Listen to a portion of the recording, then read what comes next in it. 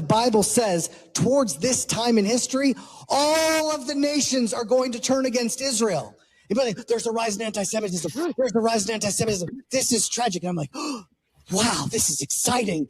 There's a rise in anti-Semitism. The world is slowly actually aligning against us, exactly as promised in the Bible, as if we had any chance of stopping that. But what we can reach out to are the righteous among the nations that are also spoken about in the Bible. The people that really love God and love the Bible. We need to reach out to those righteous among the nations and say, we are aligning with Israel just like Ruth, the great grandmother of King David.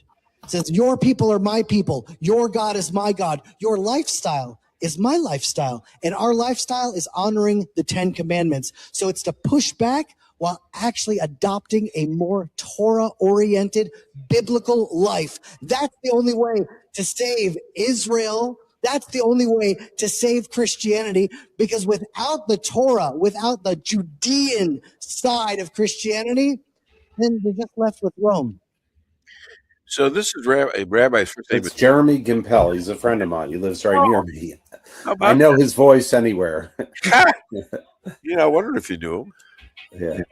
Israel's such a small country. You all know each other. So. He's a good friend of mine. Yeah. So what do you think of that? I thought that was like you. Yeah. He's spot on. And Jeremy and his good friend Ari, the two of them are really, they just really spot on. And I think what he said there was correct. That this idea of Jews and Christians with a common background, if we're not going to stay together, if we're going to deny it, like guys like Tucker Carlson is doing, and Candace, and so on, they're going to end up the fate of Rome, and it's just a matter of time. It doesn't mean there won't be pain, but they'll be gone. And I've got plenty of people that are friends that say they're this, and I ask them questions about it, and they don't know anything about it until you realize that if you're in a church, and I've been in a couple of them at funerals and things like that. Remember Chuck? I spoke at his, and the father there was looking at me while I was giving this speech about what a great man Chuck Tote was. He was giving me the dirtiest looks you'd ever want to see. I could feel. It's not like feeling what I got behind me right here, but it was like pure hatred coming out of the guy, and this comes from the fact that it's from a Roman point of view.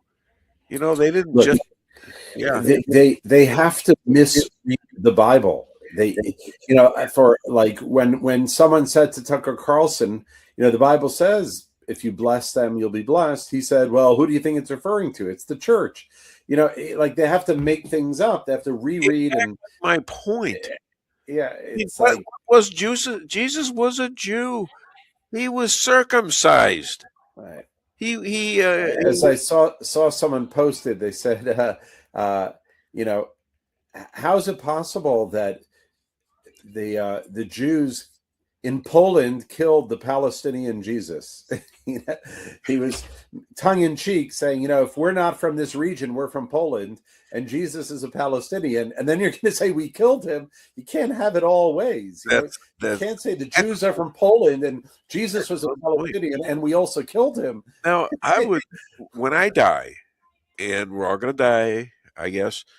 I want to have a talk. If I get a chance, I want to talk to God.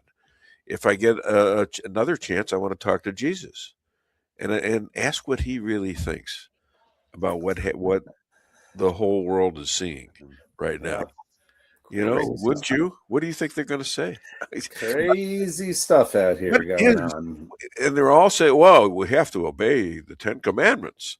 Okay, how about I'll worship no one but me, right?